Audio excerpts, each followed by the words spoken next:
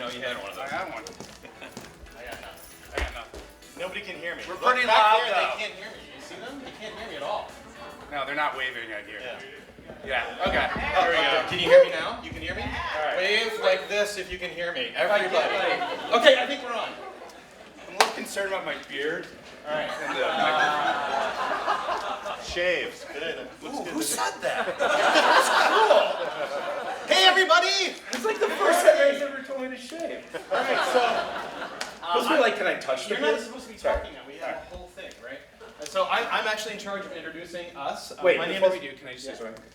This is awesome, you guys. Like, this is seriously awesome. Like, 9-10 months ago, I saw a group of Intermitten organizers sitting in the Nutshell office, like, way late one night, and I was like, what are you guys doing? And they started telling me about this conference, and I was like, oh, I've organized conferences, those suck. Like, that's really hard to do. And they did this, they crushed it, and I'm just, like, really, really excited for them. So, congratulations, you guys. Oh, sorry. Anyways, my name is Guy, and I would introduce my business partner and friend, but I'm pretty sure that somehow passing ways that I can't understand, 90% of you probably already know him. So on the count of three, I just wanted you to say hi and then his name, okay? 1, 2, 3. Hi, Joe. Awesome. All right. Amazing. We are going to talk to you about something we've been working really, really hard on, and we're super excited about. And we call it Cahoots. Cahoots is an organization that we're putting together in Ann Arbor that's really a facility and a lot of amazing things that you're going to see, but it's a purpose-built passion project, and really our mission at Cahoots is to help amplify the tech ecosystem in Ann Arbor. That's it. We're not doing it for any other reason. We're not doing it for profit. We're not doing it for fame. We just want to see Ann Arbor have the most vibrant and amazing tech hub that it can possibly have. So that's our mission at Cahoots. We see Ann Arbor as having the potential to be a nationally recognized tech hub.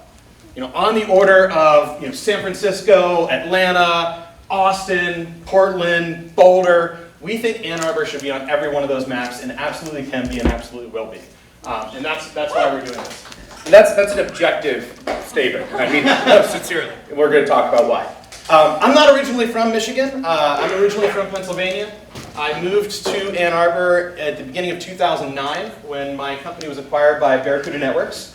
And we had a choice at that point. We could either stay in Pennsylvania where we were, move out to the valley where the company was based, or they had this small little office in Ann Arbor that we were really attracted to. And the reason that we were really attracted to come and grow our business here in Ann Arbor is because this city has always had the right key foundational ingredients for innovation. It is an incredibly attractive place to live, first of all. If you're thinking about moving to the valley or being somewhere like Ann Arbor, there's a few things you need to know. 1, you won't be able to afford to have a house that you live in alone. 2, you won't have any fresh water. Unlike that, here in Michigan, we're surrounded by 20% of the world's fresh water, so we don't have to worry about that. And it's an incredible town, as you all know, because it's a great place to live and raise a family and do all these wonderful things. But can you have that quality of life and also make impact on a big scale? Yes. It also is a forward-thinking community, right? We've got a long history of this. Not only do we have a university town with lots of youth and energy and disruption kind of mindset coming out, but Ann Arbor is known through its entire course of life as being disruptive and doing things a little differently. We think that's really important for a tech hub. Convenient transportation. We're on the East Coast time zone, which is a superpower time zone in my opinion. I'm going to write a Medium article about it. But we can get anywhere in the world really, really easily. We just go up to DTW, hop on a plane, go to London, go to San Francisco, go wherever you want to go. We wake up before those lazy people on the West Coast wake up. we go to sleep, after the people in Europe go to sleep. It's great.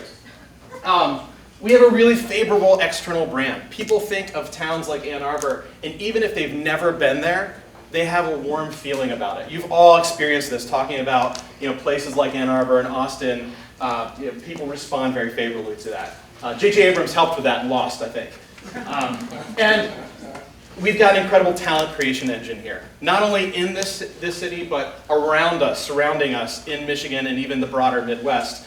There's an incredible talent creation engine. So for these reasons, we got really excited, and We put our business here, grew it inside of Barracuda for 5 years, took it from a startup product to the #1 selling product in the company by more than 2 to 1, and ended up growing the #1 backup appliance business in the world. Right here in Ann Arbor. That's big. It felt big. It is, here in Ann Arbor. It was busy too, right? And so for those 5 years that I was at Barracuda, I was very heads down, working really hard, going to DTW like every other day. Thank you, Robin, for being patient with my travel. And you know, I didn't really spend much time in the broader ecosystem even understanding what's going on. Now, you remember I moved here in the beginning of 2009. There weren't that many people moving to Michigan in the beginning of 2009. And so my first impression of the area wasn't, oh wow, what a hotbed of technology, right? So when I exited Barracuda a couple years ago and started wanting to become more active in the local ecosystem, I met Joe, who knows everybody, so I got connected and was blown away at what's already happening here. Very authentically. Tons of startups are being started all over the place. Entrepreneurs that have had exits are staying here and starting their next company. The access to capital is actually downright amazing. You know, not only do we have a lot of really great institutions here in the Midwest and a lot of really great angel investing on the early seed side, but we have active top-tier VCs from the coastal sides as well. And most importantly, I think, for underscoring kind of the potential of an ecosystem that's growing, organizations are forming authentically. You know, we see that in things like MadeNA2.com. We see that in things like Intermitten. This is the sign of a healthy, growing, vibrant tech ecosystem that's about to make big waves. This room right here. So we're really, really excited about that. And we think that, you know, all we need to do to figure out how to actually become that kind of tech hub and be globally recognized for it is to all be asking ourselves these questions. What's missing? What else do we need? How can we accomplish those things? And I think this is where I hand it to you. Yeah, you should. Right, so before I do though, one of the things I did right after I exited Barracuda, I went to South by Southwest in Austin with Nutshell, and I happened to stumble into a panel that was about how to take your city and make it a great tech hub. And there were 4 people on the panel, a couple government types, founder of 1871 in Chicago, and the founder of Capital Factory, Josh Baer. And the thing that really resonated with me was they basically said, hey, look, if you have this foundational stuff, you have a chance. If you don't, just give up and go home. You're not going to be able to get there. But the foundational stuff we just talked about, you have a chance. They said they thought the #1 catalyst thing that you absolutely had to have was a center of gravity. You had to have a place, a physical place, where you get enough density of really cool startups. They don't all have to be there. You know, they're all startups are all over the place. But enough of them together in one place that somebody visiting from out of town can start pulling the thread and understanding that there's something bigger than just a few interesting companies going on here. That kind of cranks up visibility. So we got really passionate about this and started trying to convince somebody to do it. Yeah, so Guy and I were walking down the street one day talking about this question. And you know, people always say Ann Arbor has all the ingredients to be like a great startup hub. And so it's kind of like, well then where's like the baked goods, right? Like, because we don't have that visibility yet. And so we started asking ourselves like, well, what's different about Ann Arbor? Like, what are some of the things missing? And we started like kind of hone in on this idea of density. And density in the sense of like not necessarily just people, but actually like density of companies. And the truth is Ann Arbor has a lot of really cool technology startups, but a lot of them are spread to the outside of the downtown corridor. And that's a real estate problem at its core. So we started talking to like all of the sort of major real estate operators and owners in town, and we were pitching them this idea that they should really like create a space where they could be more flexible. Because right now, Ann Arbor is like one of the most efficient real estate markets in the world. It's 98% occupied, and as forward thinking as we are socially, it's actually a very conservative business community, and I don't blame them when you have that kind of market efficiency and that kind of demand. So if you want to rent an office space in downtown Ann Arbor, it's going to be like a 5-year lease and they're going to ask you for a personal guarantee. And so I think we know that for obvious reasons that doesn't really work for companies that grow as quickly as Nutshell or Notion or many of the others.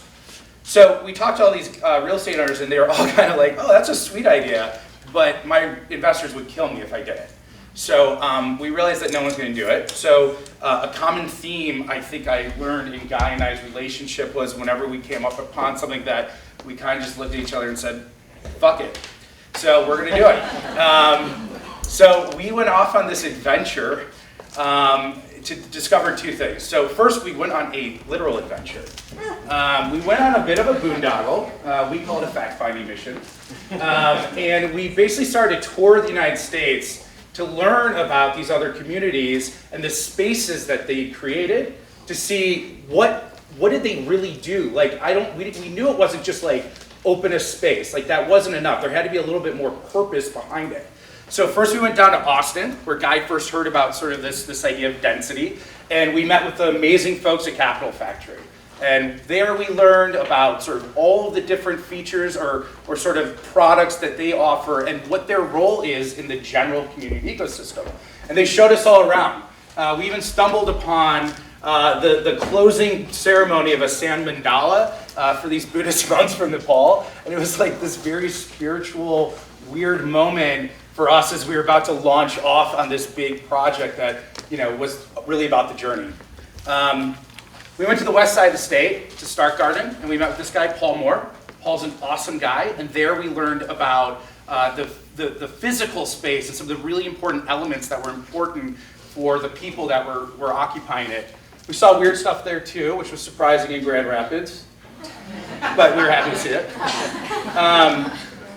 We went to Chicago, and we met with 1871, sort of like a big brand in this sort of like tech space world. And we went to Boulder, and we learned a lot of interesting stuff there.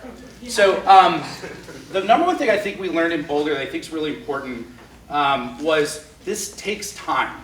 Boulder's 10 years into this right now. Their first startup week was 10 years ago. Ann Arbor still is way ahead of where they were 10 years ago. So we feel pretty good about our trajectory. The other thing we learned from this entire fact-finding mission was that we're not alone. Like, all of these organizations were extremely excited about us doing this in Ann Arbor. They see it as sort of, you know, they see every other community kind of building in almost like this alliance against Silicon Valley in a sense, but really like, how can we support one another? Like, you know, raising all I don't even think against is right, and sort of like, you know, I think it was Fred that coined the term collaborative economy, right? And the idea was that all these little towns that can be tech hubs have something to offer that's unique and different than what you get in the Valley. And so we all know what the Valley is, and it's great, and it's always going to be the capital of tech, right? But we have the ability to bring something different. And when you have these connections between all these cities, you know, between Boulder and Austin and Ann Arbor, together we have something that's really, really powerful.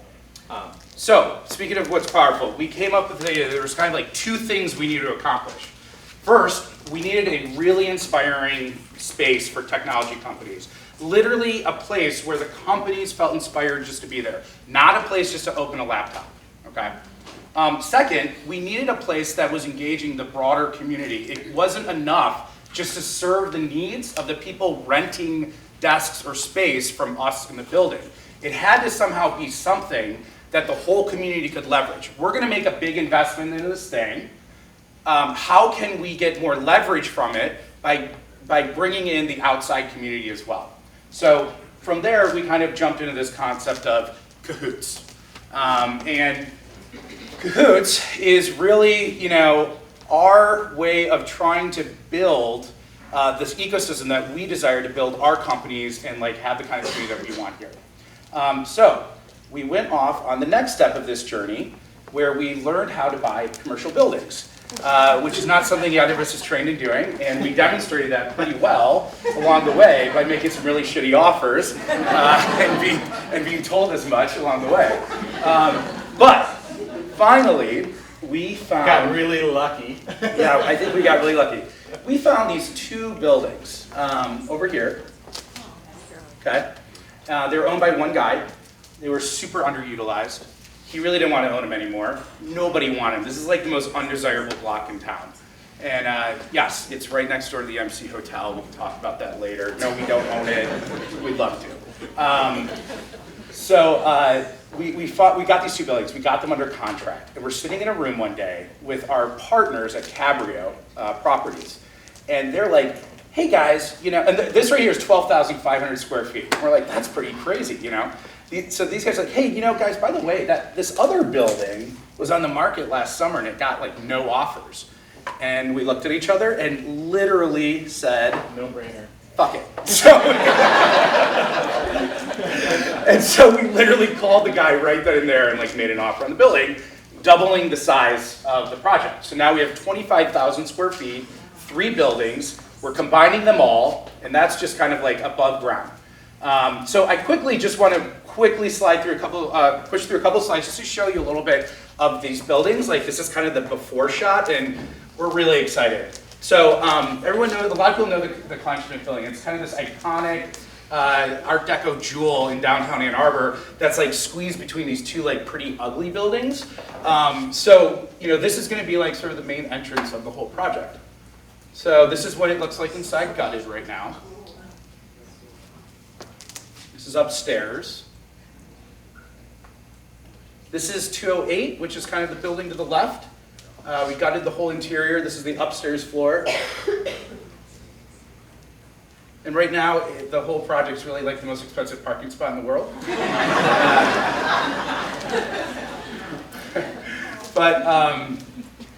Yeah, so this is actually in the garage, which is going to be our event space, which we'll talk about a little bit more. So again, like I just kind of want to emphasize, this has to be way more than just a place for people to set up their computer and work. It has to be a place that's contributing both through its physical amenities, its design, and the people that are kind of gathered there, way beyond just how do I get my work done today, how do I print paper, and how do I get on the internet, right? So that's kind of, guys can talk a little bit more about how the space is going to help do that. Cool. So, considering this is a passion project and our goal wasn't to maximize profits, we sort of had 2 ways we could go. We could either put as little into it as possible and try to get the rent cost down as low as possible. Or we could put a lot into it and make the rent cost about the same. Hey guys, guess what we're going to do? Well, we think that a place that's intended and purpose-driven to kind of inspire people to think big and do grand stuff should be big and grand and awesome and inspiring and creative in itself. That's our thought. We also think that the market's already pretty well served on the other end. If you want to go set up a desk somewhere, you can go to Work and Tile, you can go to Startup Garage. There's a lot of places to go to get that kind of facility at kind of a very low cost, kind of easy entry. So we wanted Cahoots to be something different, right? We wanted it to be for like a little further down the line once you're funded and you decide, hey, I can look for a 5,000 square foot office downtown Ann Arbor and realize there's no supply, right? That kind of thing. And so what would the space look like in terms of workspace to be like that for me? Well, one, it would be turnkey, because I don't know about you guys, but the most frustrating thing in the world to me is when I have to deal with stuff like lease negotiations or internet connections or buying furniture. Like, what could be less inspiring and less productive for us to actually make great technology, great products? So completely turnkey, you just walk in, everything's taken care of for you. The other 2 down here are really important too, because right now if you go buy an office, and I've done this a number of times over the last 6 years in Ann Arbor, if you go buy an office in downtown Ann Arbor or anywhere really, you've got a provision for the entire lease term, right? So if you sign a 5-year lease or a 3-year lease, you have to think, how much space am I going to need at the end? And so you start out with like way more space than you need, and you end up crammed in like sardines. I'm sure everybody in this room has been through that cycle and that experience. So what's nice about Cahoots is we can do this on a per desk level that lets people flexibly grow as they need it. Also, 1-year terms, right? So we understand how startups work. And we understand that in 5 years, you're either going to be 100 times the size or you're going to be out of business. That's just how it works, and you'll be doing your next thing, right? So a lot of flexibility, a lot of just turnkey, all-inclusive kind of mentality. But the last point here is really anything but the ordinary, right? That's where we want this to be the best office you've ever worked in, right? So that starts with the workspace. Every desk in Cahoots is height adjustable, electric. You can sit to stand, whatever your preference, get moving throughout the day. We've put a lot of attention to how we lay out the workspaces so they work for companies of lots of different sizes. It could be 1 person, 2 person, 5 person, 10 person, 15 person, and we can respond to that over the years as that cycle of kind of turnover happens, right? Meeting rooms, lots of meeting rooms for breakout discussions, really important. Phone booths, so we can all go have those private conversations in a phone booth. So just lots of kind of like functional workspace. But I think it's everything else that's even more exciting, right? So one of the things we learned in Grand Rapids at Stark Garden was to use kind of the frontage of the building where the windows are, kind of the prime real estate, as sort of the waterfront property. And don't let don't set up desks there. Don't create an environment where somebody's got a better desk than somebody else. Use that for common space. And so we've put these, designed in these gorgeous lounges that are living room style up front along the windows on Huron Street, where you can get away from your desk. Maybe you go have a casual, informal meeting there. Maybe you grab your laptop and work there for 2 hours on a press release. Whatever it is, you've got multiple spaces that you can go to. We've also got this amazing central kitchen in the design that serves as sort of the nerve center. This is something we saw at Capital Factory. Giving people a place to kind of have those chance encounters. Say, hey, how's your day going? What do you have going on? And support each other, right? Oh, I met somebody that does that kind of thing, right? Those kinds of encounters, I think, are going to be really important and really valuable in a space like this. Going beyond that, Joe already kind of mentioned the lobby entrance. We're designing this after sort of a high-end hotel lobby. We want it to be an inspiring place, not only for the people working in the building, not only for the community coming in for events, but also for people that are visiting us from out of town. My joke has always been that this whole project is really billionaire recruiting, right? So when a billionaire arrives into Willow Run on their G6 or whatever it is and goes to the game, let's give them somewhere to go to see how cool what we're doing in Ann Arbor is. Right? Because a lot of these other towns, we've got the largest active alumni network in the world. Let's use it, right? Let's convince them to get more active in their alma mater town, right? So we see this entrance as being a great place for reception, obviously, a great place for informal meetings, a great place of discovery for our community and the world externally. And then we've got also this awesome quiet library space. This is my favorite spot. Most people don't know this about me, but I'm definitely an introvert. I get my energy from being alone. It's weirdly true. I haven't quite figured it out, but yeah. It's totally true. And we're going to have this incredible library space where it's not for meetings. It's a place where you can go, read a book for a half hour, and it's quiet in there, right? You can go work on a laptop for a half hour, and it's quiet in there. Get away from the hustle and bustle of a co-working space. Moving through these kind of quickly, it's not only about your workspace and the work product you produce. Being creative and creating the best work of your life is about health and fitness too. It's about your body and your mind, right? So we're designing in an incredible health and fitness center into the basement of these buildings that has kind of everything you would ever want. We've got a lot of cardio equipment, a lot of strength training equipment. We've got 2 locker rooms, men's and women's. I don't care who goes in either one, doesn't matter to me. Both of them have saunas, both of them have gorgeous showers. Guy convinced me that we need steam showers and saunas, and now we have 2 of them and a massage room. So we think this is going to be an awesome place to work and also recharge at the same time. Another big thing for us is figuring out how to make downtown Ann Arbor work with all its opportunities and amazing resources, but also its challenges.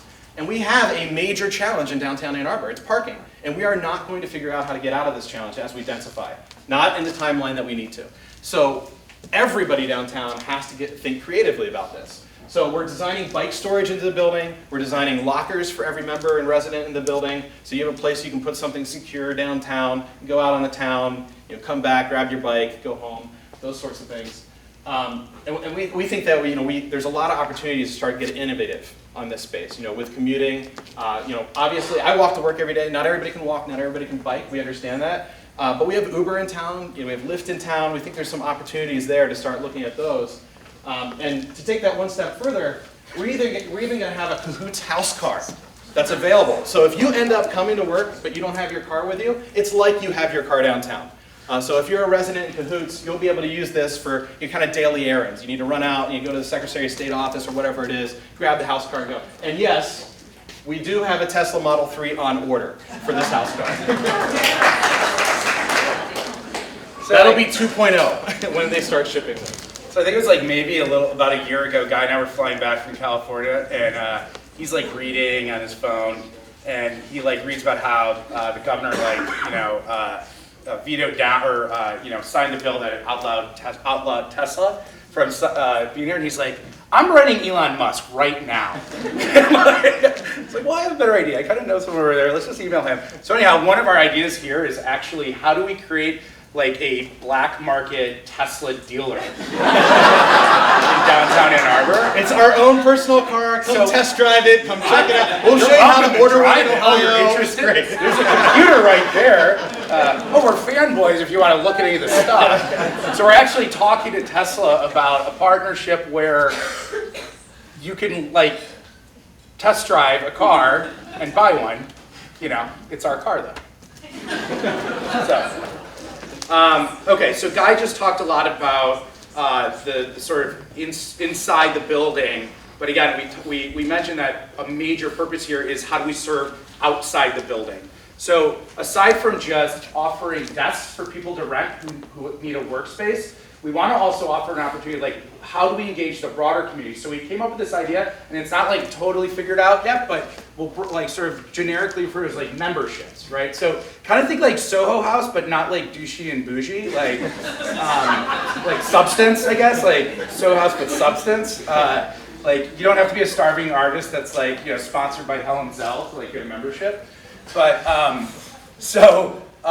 how do we draw people in? So the idea is, how do we sort of allow the space to be accessible to everybody else who's doing really cool stuff around town, like Intermitten?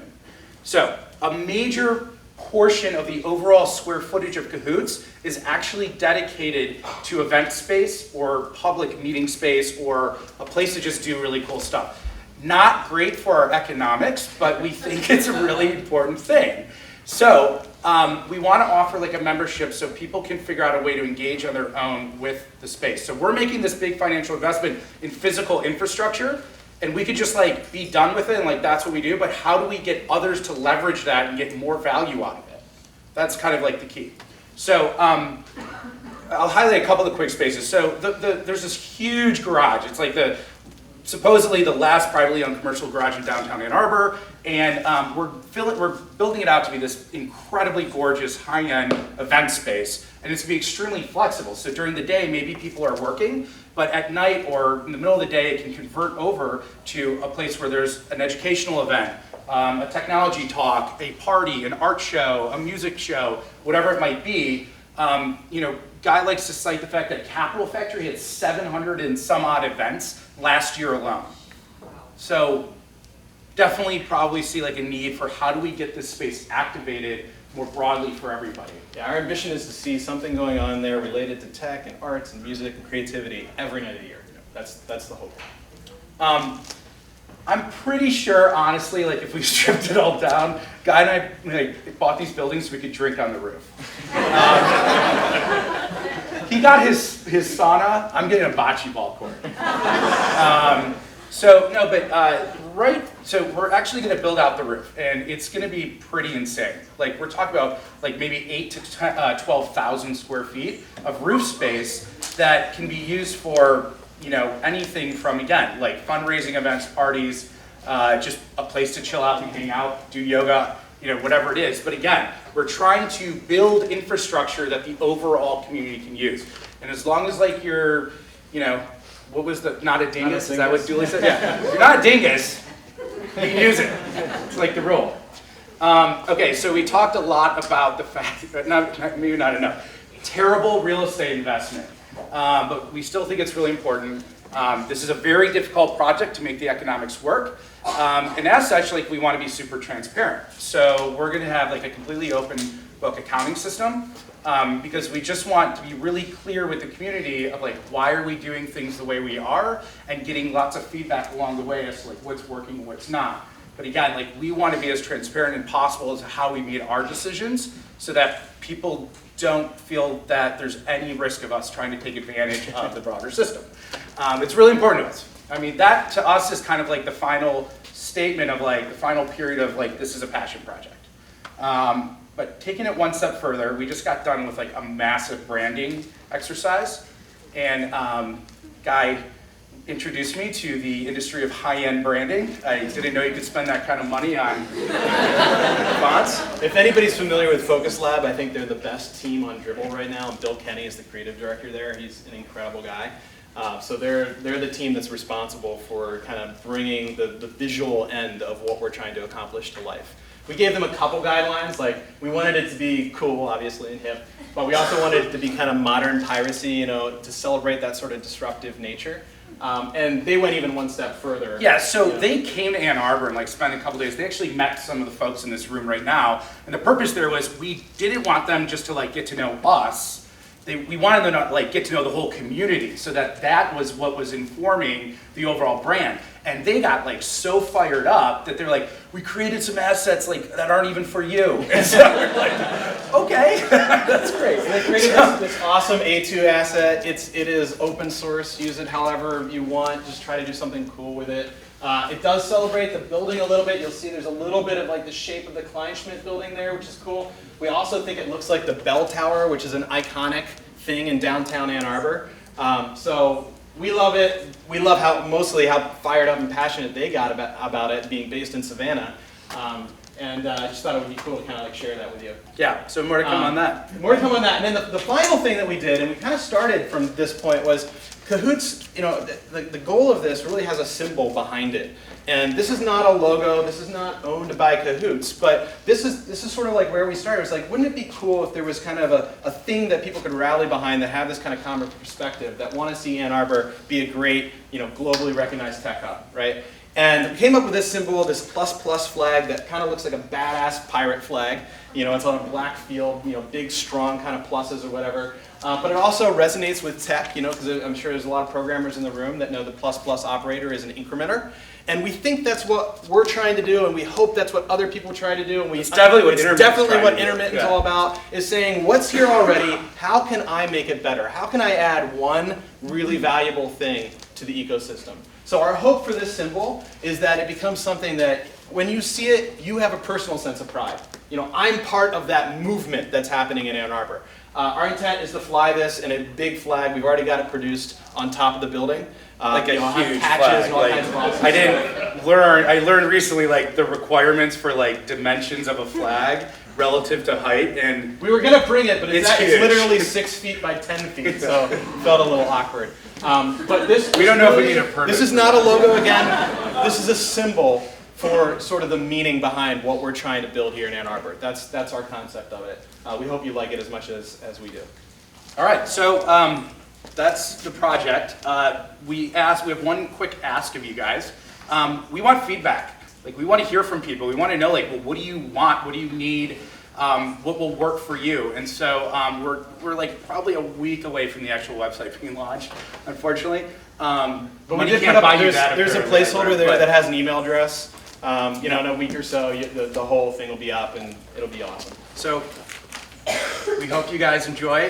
We hope you guys come and visit us and check out the space and be in Cahoots. And it's been an incredible privilege to be the first talk at the first ever Intermitten. Thank you so much for that. I hope